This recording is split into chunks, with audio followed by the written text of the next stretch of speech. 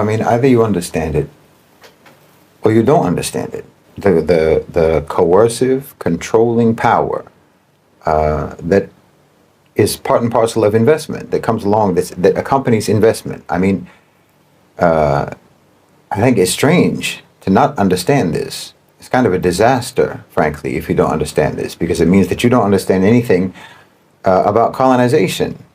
You know, neither traditional colonization nor the current techniques that are being used against the global South. I mean, if you don't comprehend the power of money, I'm not sure what version of reality you're living in, but it's not one that can enable you ever to intelligently discuss or intelligently analyze the world that the rest of us live in if you don't understand how money works with relation to power. Because look, when any country invests in another country, say $1 billion or 10 billion or what have you, they invest in this sector or they invest in that sector. Well, that's not a gift.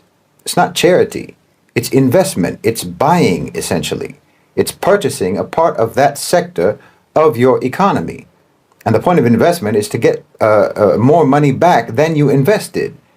You invest in order to get a return on your investment. So FDI, foreign investment, foreign direct investment, can actually end up resulting in a net outflow of capital from the recipient country.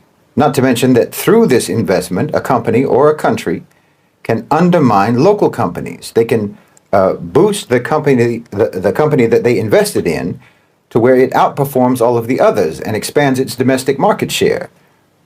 And then it becomes dominant in its sector, with the profits then essentially being extracted from the domestic economy into the economy or into the accounts of the foreign investors. That's how it works. All of this is quite basic, and this has been a major tactic by the West for subjugating and dominating the countries of the global South. FDI, foreign direct investment, has been like a syringe that they tell you is an injection of medicine, but it's actually used to draw blood. Everyone understands this, or at least everyone should understand this. The West certainly understands it, and that's why they view Chinese investment anywhere in the world as a threat to their influence. Because it is. It is a threat to their influence, because they know how investment works. It gives a country influence. So again, either you understand this or you don't. And if you understand it, then you will also understand that this is how it works for everyone, not just Westerners, not just Americans, not just British, not just Europeans, not just white people. And it doesn't only work for Russians, and it doesn't only work for Chinese. This is just how it works, period. But it seems like there's some people who seem to think that it doesn't work for Arabs. Somehow it doesn't work that way for Arabs. Mostly other Arabs and other Muslims think that way. There seems to be an irrational inferiority complex and an outdated, but for some reason dearly held belief that our countries can never be influential, that our leaders can never operate with independence and sovereignty. They can't believe that the power and influence of money, the coercive and controlling power of investment, follows the same principle when Arabs do it, when Muslims do it. Particularly, they can't believe that it operates according to the same principles when Arabs do it in relation to the West. And they think it's absolutely unthinkable that it could ever work that way in relation to Israel. In this way of thinking, the West, Europe, the United States, the UK, etc., they're historic colonizers. The historic colonizers of the Muslims and the Arabs in the global South. They think that apparently they're just simply too powerful. They're too superior. They're too clever. They're too rich to ever be subject to the same tactics that they've used on us. Well, no.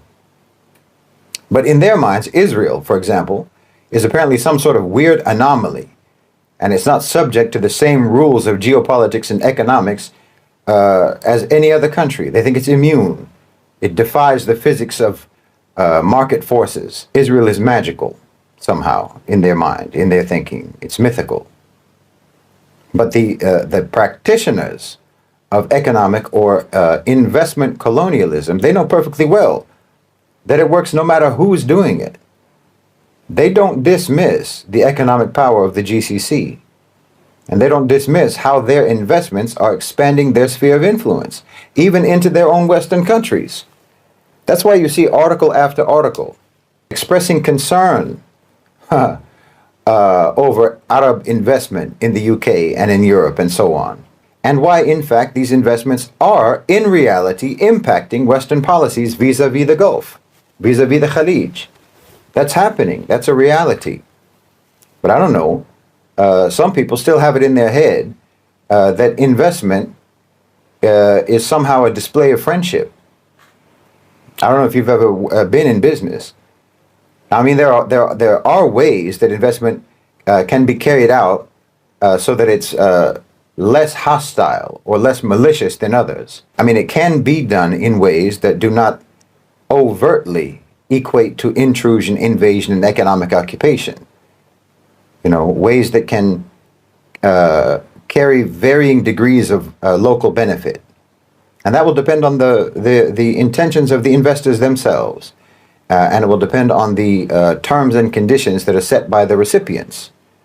But at the end of the day, what you are always talking about is penetration and expansion of foreign influence in your country, which inevitably and unavoidably changes the priorities and the position of your government and of your elites towards the investing country and towards their own populations as well, because now their own interests include the interests of their investors, the priorities of their investors, and so on. I mean, it feels very rudimentary to even have to explain this, to be honest. I mean, look, the GCC countries, some examples of their investment in Europe, the Qatar Investment Authority, the QIA, they invested 300 million euros in Spain's banks, their troubled savings banks, basically a bailout. $1 billion of investment in a joint fund focused on Greek small to medium-sized enterprises. The Abu Dhabi Sovereign Wealth Fund, they started a partnership in France to the tune of 300 million euros, also for small and medium-sized enterprises. An acquisition of 5% of Italy's largest bank in 2017. Kuwait, their investment fund, their sovereign wealth fund, 75% of their investments, 75% of all of the investments from Kuwait are in Europe and North America. That's a massive amount of money that they're pumping into those economies and getting something back. These investments have significantly contributed to the economic ties between the GCC and Europe, particularly in the areas of finance, in the area of infrastructure and energy. GCC firms have £15.7 billion pounds invested in the UK as of 4 years ago. There are around 600 GCC-owned businesses in the UK, supporting something like 25,000 jobs. And that number tripled in just 10 years. These investments are strategic, and even the West knows it. They know that it's strategic, but they can't do anything about it because they need the money. Because as I've said, and I've explained many, many times, they have already subjugated their own countries to the OCGFC, to the owners and controllers of global financialized capital.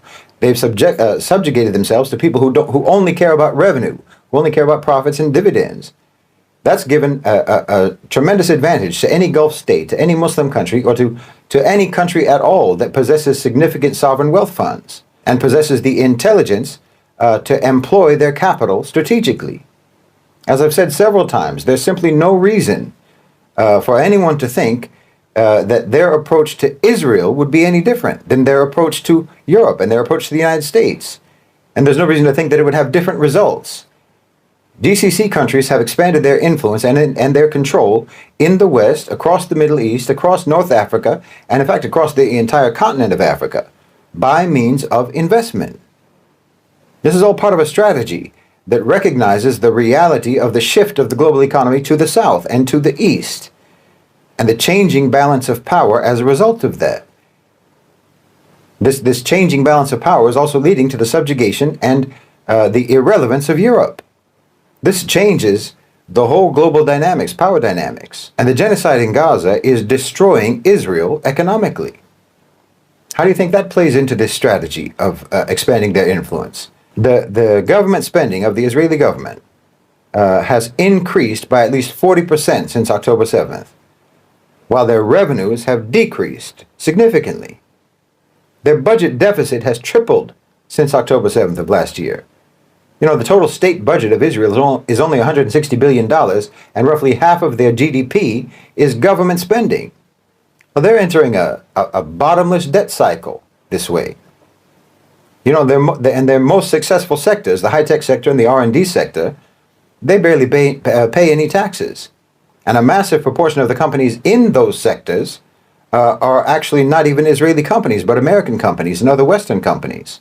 Did you know that foreign investment into the tech sector in Israel has plummeted since October 7th from $1 billion to just $300 million? And dual citizen Israelis have been fleeing from that country by their hundreds of thousands for 9 months. And between that and the government calling in reservists, well, their workforce is completely depleted. Tens of thousands of foreign workers have left the country as well. And they were mostly doing jobs that Israelis don't even want to do themselves anyway. So who's going to do those jobs now? I'm telling you, you have to start looking at the cold hard facts if you want to consider geopolitical strategy. Israel is not sustainable, and it never was. And they're coming to the end of the road for Zionism. It's the end of the road for Zionism. So many sectors, whole chunks of their economy, wallahi, are going to be up for grabs. You know, Israel has always been a dependency of the United States. Everyone knows that. But the key point here is that it is a dependency. It is a dependent economy. After 80 years, it has still never achieved any meaningful economic independence. It's a complete failure as a country. And if you don't understand how investment works, how investment does not equal love and friendship and upliftment, no, it's not charity, it's not kindness. If you don't understand that, then you won't understand how investment in that failed economy, that failed Israeli economy, that failed country, well, that's the easiest and the most effective strategy imaginable for domination. Again, the practitioners of economic domination understand this very well. Like I said, that's why Western countries are fearful of investment from the Khalij, from the out-of-states, and Chinese investment, because they know perfectly well what investment means. They know it means influence, because that's the way they've always used investment. So they know how it works. Look, sovereignty in the real world today belongs to the OCGFC. It belongs to the owners and controllers of global financialized capital, not to states, not to governments. And Israel is no different. Zionism is an obstacle, just like any ideologically driven government is an obstacle. So the OCGFC are at war with any ideology that interferes with their sovereignty, with their authority, which is why there's a cold war going on right now between the OCGFC and the neocons, between the OCGFC and any nationalists, and yes, between them and the Zionists. They want every government to sell off state assets. They want to reduce the public sector as much as possible. They want everything to be privatized in every country. They want everything to be put on the auction block. Oh yes, in my opinion, the genocide in Gaza is going to make Israel a helpless target of neoliberal dismantling. The public sector in Israel accounts for a huge portion of their economy, from telecommunications to transport to energy to healthcare, ports and airports, water and waste management, on and on and on. Not to mention land development, real estate, property, and so on.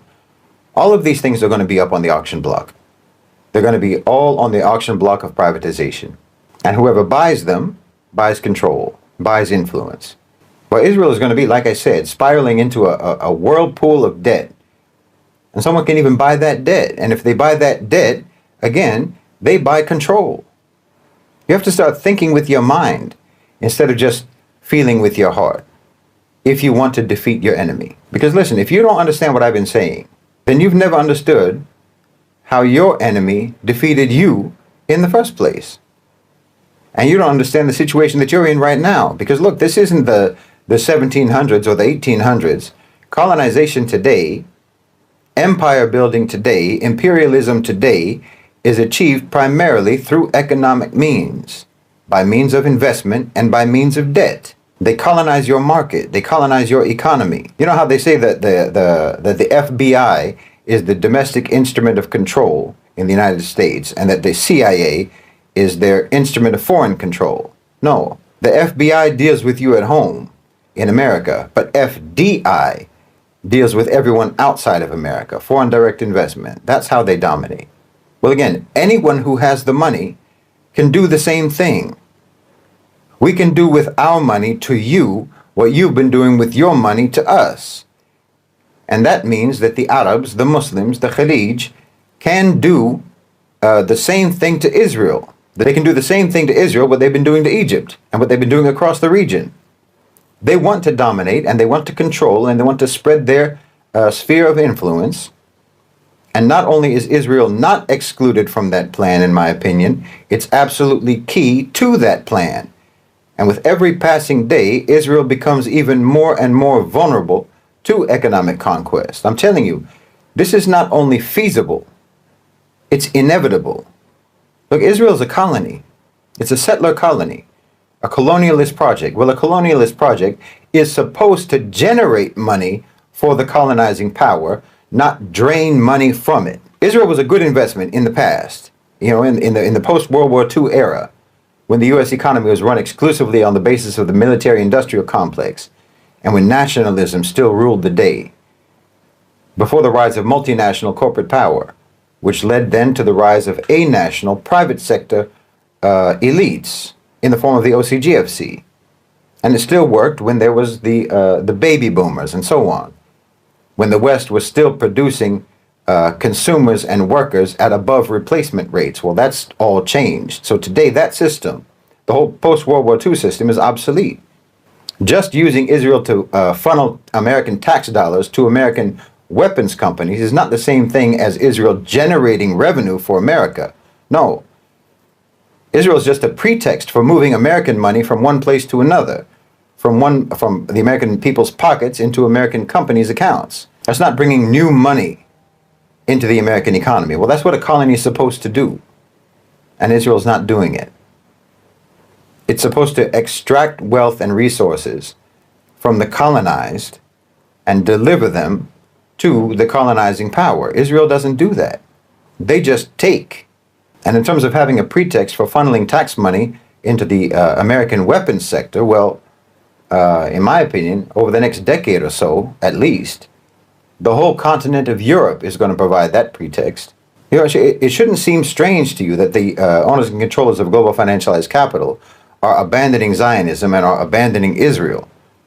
I mean, this is happening after and because they have already abandoned the West. They've already abandoned nationalism and loyalty to their own countries. And they've done that out of a conviction in the internal logic of their class. What's good for business is the highest principle. And everything else just falls by the wayside. So why shouldn't Zionism? Why shouldn't Israel? They already threw Europe under the bus. I don't blame anyone if the world is changing too fast for you to keep up. But I'm trying to tell you about how things have changed and how things are changing. Because to be honest, I hear some opinions online that sound like something that might have been an informed opinion 30 years ago, but it's completely out of touch with reality today. Listen, the way you thought that the world worked even 10 years ago is out of date in 2024.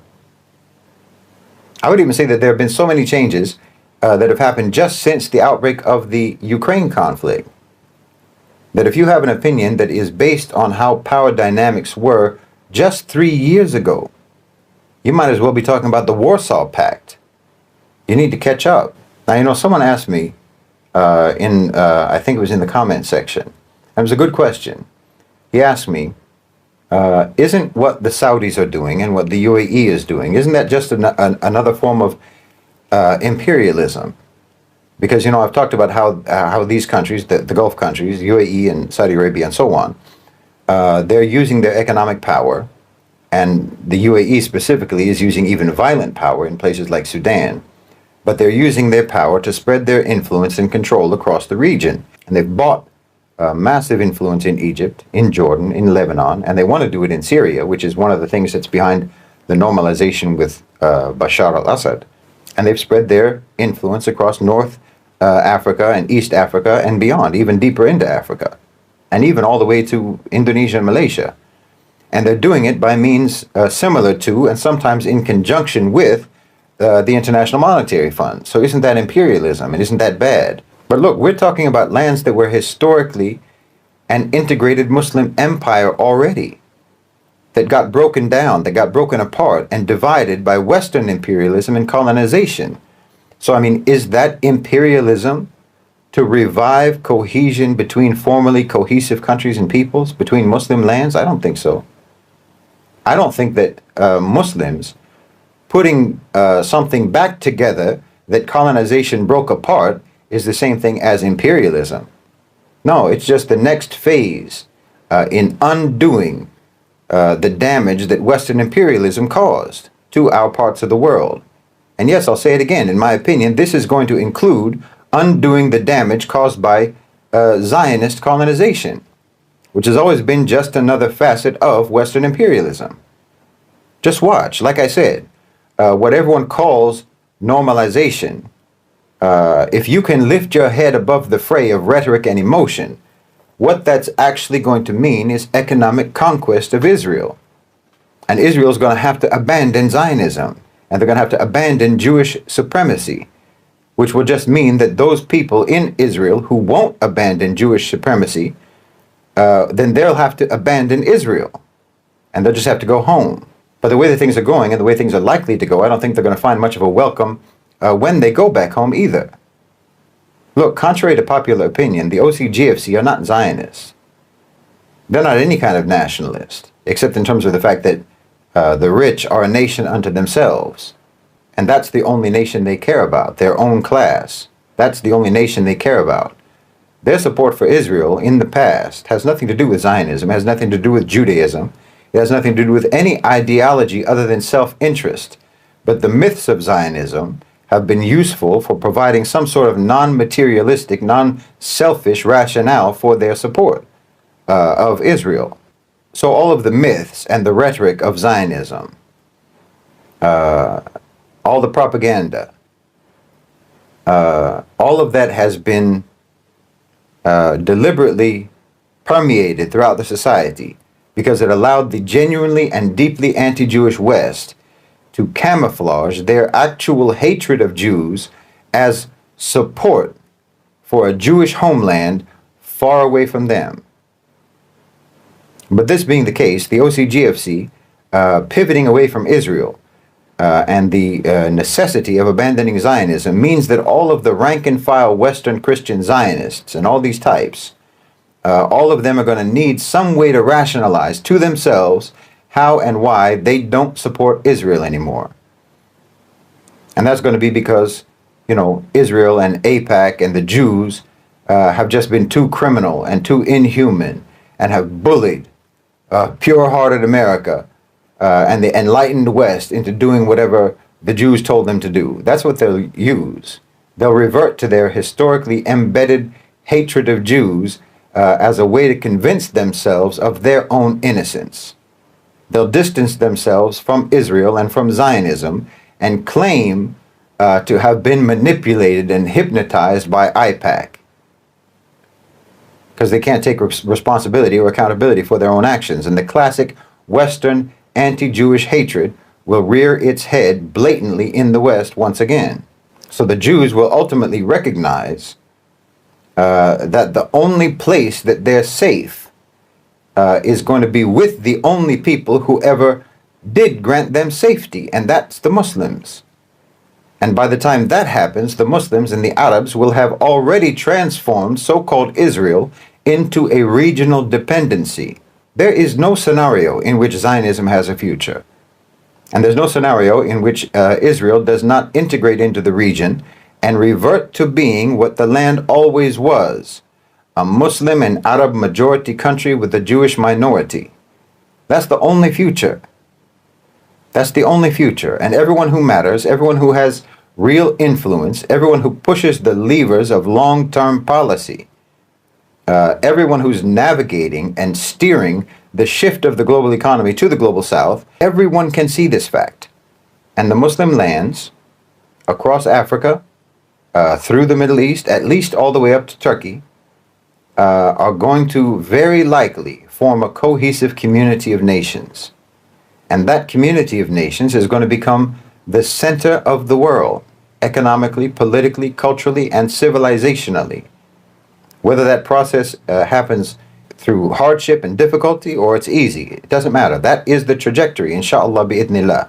That's the way it's going to go. And in my opinion, any effort to oppose this, to hinder this, or to derail it, whether those efforts are made by die-hard neocons in Washington or by colonizer collaborators among the Muslims who try to sow discord in our countries, I think that any such efforts are going to be overruled and are going to be overwhelmed by the a-national OCGFC. Now, their intention has nothing to do with supporting Islam, and they have no interest in supporting Muslims. That's not their intention. Their intention is what it always is, which is money and power. But a stable and prosperous Muslim world, an organized and cohesive Muslim world, just makes sense. It's good for business. Once this is achieved, well, the preeminence of Islam will be beneficial for the whole planet. And I think that humanity will enter into one of the most vibrant and transformative periods in human history. And the whole era of Western domination will be something that people read about in disbelief at the cruelty and the crassness and the savagery. It'll be like the world was in some kind of a fugue state for centuries. Temporarily insane. Like I've said many, many times, as Muslims, you should analyze current events, analyze the time that you're living in, by identifying where this period sits in the timeline and where the events that you see fit into the story of the eventual and inevitable victory of Islam. Because I can see it very clearly. Because as analysts, as Muslim analysts of geopolitics, current affairs, what have you, we're in a very unique position, a very advantaged position, because we already know how the story ends. We're watching the movie after seeing the spoilers. So all we have to do is identify how what we are living through fits into the timeline that leads to the finale that we already know is going to happen.